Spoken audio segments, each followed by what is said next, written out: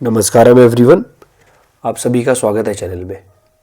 No your mind know success इस course का ये दूसरा वीडियो है। पिछला जो वीडियो था उसमें हमने टॉपिक कवर किया था what is mind, and mind के अंदर होने वाली जो दो चीज़ें हैं थॉट एंड थिंकिंग प्रोसेस, इसके बारे में हमने पुरानी वीडियो में देखा था। ये वीडियो, ये कोर्स जो भी है, ये सारे के सारे स्टूडेंट्स के लिए, कोई भी किसी भी पढ़ाई का स्टूडेंट हो, सबके लिए ये कोर्स बहुत ज़्यादा एडवांटेजेस हो सकता है। जिन लोगों ने पिछली वीडियो नहीं देखी थी वो शायद इस वीडियो से उतना कनेक्ट नहीं कर पाएंगे, तो मैं आप लोगों से रिक्वेस्ट करूंगा कि आप पिछली वीडियो ज़रूर देखिएगा। ये कोर्स मैंने इस तरीके से डिज़ाइन किया है कि हम लोग माइंड से कनेक्टेड जितनी भी सारी चीज़ें हैं वो सारी की सारी चीज़ें यहाँ पे कवर करेंगे। और साथ ही साथ ये कोर्स इसलिए डिज़ाइन किया था मैंने कि हम लोग अपने परसेप्शन को कैसे राइज कर सकते हैं। आप कह सकते हो कि अलग अलग जगह पे बहुत सारे मेडिटेशन वगैरह करवाए जाते हैं। क्या उन मेडिटेशन टेक्निक्स को सीखकर हम अपना परसेप्शन राइज नहीं कर सकते, या कोई और टेक्निक किसी और व्यक्ति ने निकाली हो उन लोगों को देख के क्या हम अपना परसेप्शन राइज नहीं कर सकते? You can try them. मैं 6 साल से लगभग शांभवी महामुद्रा की प्रैक्टिस कर रहा हूँ, तो मैंने भी शांभवी महामुद्रा में दीक्षा इसलिए ली थी कि मेरा परसेप्शन राइज हो जाए। लेकिन उसके परसेप्शन बढ़ने के लिए बहुत सारे फैक्टर्स की ज़रूरत होती है, और कितने ही लोग ऐसे होंगे जो 6-7 साल तक शांभवी महामुद्रा करते ही रहेंगे। इतना पेशेंस किसी में नहीं है। बट मैं आप लोगों को एक बेसिक पाथवे बता देता हूं कि किस किस तरीके से चीज़ें काम करती हैं। सो जितने भी स्टूडेंट्स हैं, स्पेशली स्टूडेंट्स के लिए वीडियो डेडिकेटेड है, क्योंकि जो मेरे बराबर की एज के होंगे उन्हें लगेगा कि ये क्या ही एक्स्ट्रा बता देगा। आज का जो टॉपिक है वो है परसेप्शन को जानने की कोशिश करेंगे, और फिर परसेप्शन से किस तरीके से हमारा थॉट प्रोसेस परसेप्शन को हिंडर करता है या परसेप्शन में बाधा बनता है। फिर अटेंशन नाम की एक चीज होती है, वो किस तरीके से हमारे परसेप्शन में मदद करती है। तो पहले परसेप्शन समझने की कोशिश करते हैं। परसेप्शन का मतलब होता है सोचने समझने की क्षमता। सपोज अभी मान लो कि आप मेरी वीडियो बैठकर देख रहे हैं, तो अगर मैं कहूं आपसे कि जहां पर आप बैठे हैं वहां से उठकर चलिए, वहां से खड़े होकर चलिए, तो जैसे ही मैंने ये शब्द बोले, एग्जैक्टली जब ये आपके कानों तक पहुंचे, आपको एग्जैक्टली पता है कि मैंने क्या बोला। आपको दोबारा सोचने की जरूरत नहीं पड़ेगी। मैंने कहा उठकर चलो, तो आपको एग्जैक्टली पता चल गया कि उठकर चलना है, क्या करना है। 2 बार सोचने की जरूरत नहीं पड़ी। अब मैं अगर आपको एक और चीज बोलूं या एक और स्टेटमेंट बोलूं, the rate of change of linear momentum is directly proportional to the force applied in the direction of motion. तो यही स्टेटमेंट को समझने में हो सकता है कि हमें बहुत कम लोग होंगे जिन्हें एक बारी में समझ आएगा। कुछ लोगों को 2 या 3 बारी में सोचने में समझ आ जाएगा। कुछ लोगों को किसी और की मदद लेनी पड़ेगी। फिर जैसे जैसे मैं स्टेटमेंट के लेवल बढ़ाता जाऊंगा, हो सकता है कि बहुत कम लोगों को समझ आए। जैसे एल्बर्ट आइंस्टाइन ने अगर E=mc² की जो इक्वेशन निकाल कर दी थी, वो इक्वेशन आज भी अगर हम पढ़ने की कोशिश करें तो मैक्सिमम लोग पहली बारी में समझ नहीं पाएंगे कि वो यहां से क्या कहना चाह रहे हैं। तो जो ये 3 चीज मैंने आपको बताई, कि पहली वाली कि उठ के चलो, आपको एक ही बारे में समझ आ गई। दूसरा वाला स्टेटमेंट मैंने सेकंड लॉ ऑफ मोशन का दिया, कुछ लोगों को एक ही बारे में समझ आ गया होगा, कुछ लोगों को उसे थोड़ा सा अपने माइंड में रिपीट करना पड़ा होगा, और कुछ लोगों को शायद किसी और की मदद लेनी पड़ी। फिर तीसरी जो चीज़ मैंने बोली E=mc², तो हो सकता है कि कोई व्यक्ति हो जिसे एक ही बारे में पता चल जाएगी एल्बर्ट आइंस्टाइन क्या कहना चाह रहे हैं। किसी को हो सकता है 2-3 बारी में पता चले, किसी को कभी पता ही ना चले कि क्या कहना चाह रहे हैं। तो ये जो मैंने 3 स्टेटमेंट दिए थे, इन 3 स्टेटमेंट में सबसे पहला जो स्टेटमेंट था, सबसे पहली जो चीज़ थी, वो सबको समझ आ गई।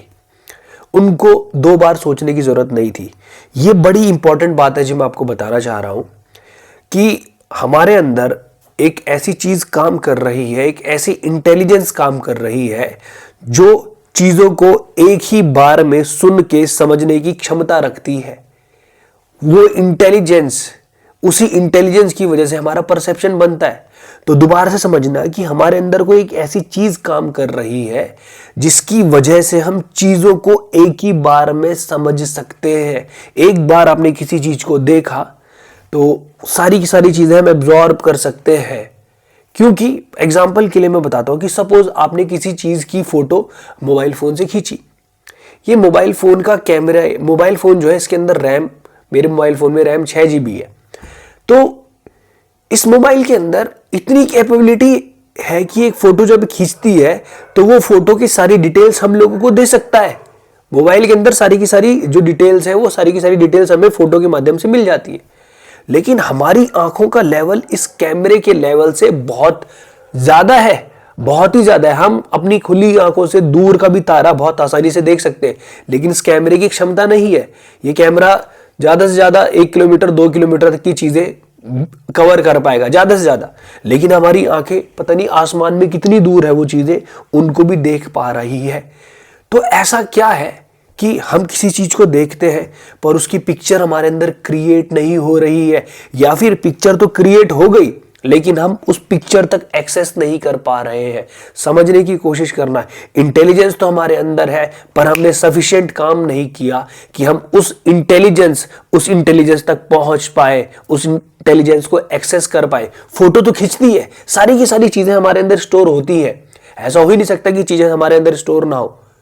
तो मेमोरी तो क्रिएट होती ही है, बट हमारे पास इनफ या ऐसे मेथड्स नहीं है जिनकी मदद से हम अपनी इंटेलिजेंस तक पहुंच पाए, उसको राइज करवा पाए। ओके, तो एक और बात फिर से मैं समझाने की कोशिश करता हूं कि हमारे अंदर एक ऐसी चीज काम कर रही है जो चीजों को एक ही बार में देखकर, एक ही बार में सुन के समझ सकती है। स्वामी विवेकानंद चीजों को इस प्रकार देखते थे और पढ़ के फिर पन्ने पलट देते थे। तो ये एबिलिटी एक इंसान के अंदर हो सकती है, केवल स्वामी विवेकानंद के अंदर नहीं हो सकती, हर किसी व्यक्ति के अंदर हो सकती है। क्योंकि जो इंटेलिजेंस विवेकानंद जी के अंदर काम कर रही थी वही इंटेलिजेंस हमारे अंदर भी काम कर रही है, बट हमने सही तरीके से अपने ऊपर काम नहीं किया है। बट इस पूरे कोर्स के माध्यम से मैं आपको सारी की सारी मेथोडोलॉजी, सारे के सारे स्टेप्स बताऊंगा जहां पर हम भी अपने परसेप्शन को इंक्रीज कर सकते हैं। तो अब समझते हैं कि परसेप्शन के लिए सबसे जरूरी जो चीज है वो अटेंशन है। सपोज मैं अगर इस कैमरा से फोटो खींचना चाहता हूं तो मैंने जैसे कैमरे के क्लिक वाले बटन पे दबाया और ऐसे हिला दिया है फोन, तो क्या फोटो ढंग से खींच पाएगी? नहीं खींच पाएगी। तो अगर आपको किसी चीज को देखना है, किसी चीज की इमेज को अपने अंदर बिठाना है, तो उसे अटेंशन पे करनी पड़ेगी। ठीक है, आंखों से तो आपको वहां पे देखना ही पड़ेगा, अटेंशन पे करनी पड़ेगी। तो परसेप्शन के लिए सबसे जरूरी चीज है अटेंशन। लेकिन हमारे जो अटेंशन है वो केवल आंखों से देखने पे डिपेंड नहीं करती, क्योंकि आप आंखों से देख तो सामने सकते हैं बट आपके दिमाग में तो कुछ और चल रहा है। आपके दिमाग में तो थॉट्स चल रहे हैं, आप देख यहाँ रहे हो लेकिन कहानी चल रही है। अभी तुम वीडियो भी देख रहे हो लेकिन आपके मन में हो सकता है कि कुछ और कहानी चले। जब आपको आपके क्लास में टीचर पढ़ाते हैं या आपके मम्मी पापा कोई बात बोलते हैं तो आपके दिमाग में कुछ और ही चल रहा होता है, तो आप उनकी सारी की सारी बातें नहीं समझ पाते हो। मान लो कि आपकी मम्मी ने आपको दुकान भेजा सामान खरीदने के लिए, जब लिस्ट लिखवाई आपने 1 या 2 चीज मिस कर दी। क्यों मिस करी? क्योंकि आपका ध्यान कहीं और था, आपने अपनी मम्मी की बातों पे अटेंशन पे नहीं कर पाए। इस चीज को समझना कि हम अटेंशन पे नहीं कर रहे हैं, ध्यान अच्छे से नहीं दे पा रहे हैं, इसीलिए हम चीजों को ग्रैस्प नहीं कर पा रहे, इसलिए हमारा परसेप्शन लो हो चुका है। परसेप्शन को अगर राइज करना है तो अटेंशन पे करना सीखना पड़ेगा। केवल देखने से अटेंशन नहीं होती, देखते तो सब है, देख तो सभी रहे, सेम चीज को देख रहे हैं, बट कोई एक बच्चा सारी चीजें समझ जाता है, किसी को समझ ही नहीं आती है। ऐसा क्यों हो रहा है? क्योंकि देख तो सब रहे लेकिन उनके माइंड के अंदर कुछ ना कुछ अलग चीजें चल रही है, जिसकी वजह से अटेंशन पे नहीं कर पा रहा है। देख वहां रहा है लेकिन उसे समझ नहीं आ रहा है, लिखा वहां पे थॉट है लेकिन वो कुछ और पढ़ रहा है, लिखा वहां पे 4 है लेकिन वो कुछ और पढ़ दे रहा है। जो उसके मन में है, जो उसके माइंड में है, वो उसका प्रभाव उस व्यक्ति के ज्यादा अंदर है, इस वजह से अटेंशन पे नहीं कर पा रहा है। हमारी अटेंशन पे ना कर पाने का एक ही कारण है, वो है हमारे माइंड के अंदर चलने वाले थॉट्स। तो अगर हमारे थॉट्स लगातार एक्टिव रहेंगे तो हमारा परसेप्शन, हमारी अटेंशन, ये दोनों डिग्रेड हो जाएंगे और कोई फायदा नहीं होगा। आप जो टाइम इन्वेस्ट कर रहे हो उसका कोई फायदा नहीं होगा।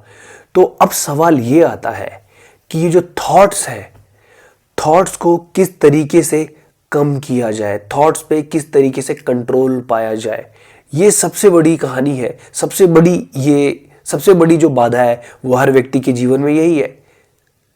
चाहे वो आदमी 50 साल का हो, चाहे 25 या 30 साल का हो, कोई फर्क नहीं पड़ता, सबके दिमाग में वही कचड़ा भरा हुआ है। चले जा रहे थॉट्स, चले जा रहे। इन थॉट्स को रोकें कैसे? मैंने ये बात परसेप्शन और थॉट वाली बात क्यों एक साथ रखी, क्योंकि विदाउट परसेप्शन हम इस दुनिया में काम कर ही नहीं सकते हैं।